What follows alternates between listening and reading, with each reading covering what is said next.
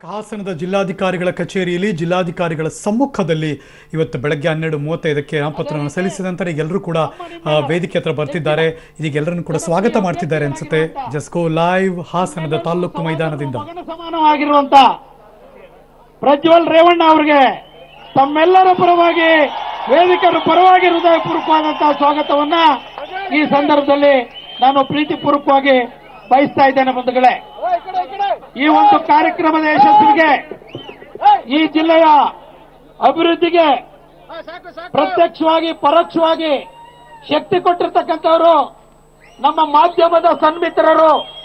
ಯಾವುದು electronic media ಇರ್ಬೋದು, print media ಇರ್ಬೋದು, ನಮ್ಮ ತಪ್ಪು ನಪ್ಪುಗಳನ್ನ ತಿದ್ದುವಂತದನ್ನ ಕೂಡ ಮಾಡಿ ಈ ಜಿಲ್ಲೆಯನ್ನು ಅಭಿವೃದ್ಧಿನಲ್ಲಿ ಹೋಗ್ಲಿಕ್ಕೆ ಮಾನ್ಯ ರೇವಣ್ಣ ಅವರಿಗೆ, ದೇವೇಗೌಡರಿಗೆ ಸಲಹೆ ಮಾರ್ಗದರ್ಶನಗಳನ್ನು ನೀಡಿರುವಂತ ಎಲೆಕ್ಟ್ರಾನಿಕ್ ಮೀಡಿಯಾ ಹಾಗೂ ಪ್ರಿಂಟ್ ಮೀಡಿಯಾದ ಗೌರವಾನ್ವಿತ ಸರ್ವರಿಗೂ ಕೂಡ ನಾನು ಹೃದಯಪೂರ್ವಕವಾದಂತಹ ಸ್ವಾಗತವನ್ನು ಪಕ್ಷದಿಂದ ಈ ಸಂದರ್ಭದಲ್ಲಿ ಕೋರ್ತಾ ಇದ್ದೇನೆ. ಬಂಧುಗಳೇ, ಬಹುಶಃ ಈ ಸಭೆ ಈ ಆವರಣದಲ್ಲಿ ಕೇವಲ 40,000 ಜನ ಮಾತ್ರ ಇದ್ದಾರೆ. ಬಹುಶಃ ಇನ್ನು 1 ಲಕ್ಷಕ್ಕಿಂತಲೂ ಕೂಡ ಅಧಿಕ ಜನರು ಈ ವೇದಿಕೆಯಿಂದ ಹೊರಗಡೆ ಇದ್ದಾರೆ. ವೇದಿಕೆ ಸ್ಥಳದಲ್ಲೇ ಅವರು ಬಹುಶಃ ನನ್ನ ಪ್ರಕಾರ ಹಾಸನ ಲೋಕಸಭಾ ಕ್ಷೇತ್ರದ ರಾಜಕೀಯ ಇತಿಹಾಸದಲ್ಲಿ ಇಂಥ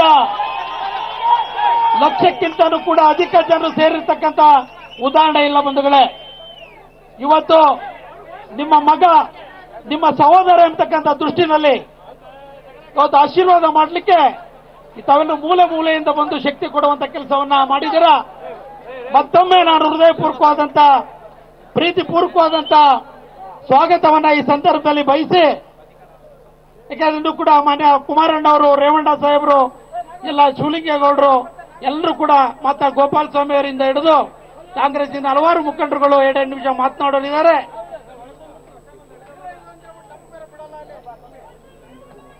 ಅದೇ ರೀತಿ ಜಿಲ್ಲಾ ಪಂಚಾಯಿತಿಯ ಅಧ್ಯಕ್ಷರಾದಂತಹ ಶ್ರೀಮತಿ ಶ್ವೇತಾ ದೇವರಾಜ್ರವರು ನಾಮಪತ್ರ ಸಲ್ಲಿಸುವಂತ ಸಂದರ್ಭದಲ್ಲಿ ಕಾಮನಡಿನಲ್ಲಿ ಹೊರಗಡೆ ಅಲ್ಲಿ ನಿಂತುವಂತ ಸಂದರ್ಭ, ಅವರು ಕೂಡ ವೇದಿಕೆ ಮೇಲೆ ಬರಬೇಕು. ಅವ್ರಿಗೂ ಸ್ವಾಗತವನ್ನ ಈ ಸಂದರ್ಭದಲ್ಲಿ ನಾನು ವಿಶೇಷವಾಗಿ ಬಯಸಿ ಸಭೆಯನ್ನು ಉದ್ದೇಶಿಸಿ ಎಐಸಿಸಿ ಸದಸ್ಯರು, ಮಾಜಿ ವಿಧಾನ ಪರಿಷತ್ತಿನ ಸದಸ್ಯರಾದಂತ ಶ್ರೀಮತಿ ಗಾಯತ್ರಿ ಶಾಂತನಗೌಡರವರು ಒಬ್ಬ ಕಾಂಗ್ರೆಸ್ ಪಕ್ಷದ ಒಬ್ಬ ನಾಯಕಿಯಾಗಿ ಈ ಒಂದು ಸಮಾರಂಭಕ್ಕೆ ಬಂದು ಪ್ರಜ್ವಲ್ ಅವರಿಗೆ ಸಹಕರಿಸುವಂತದಕ್ಕೆ ಬಂದಿದ್ದಾರೆ.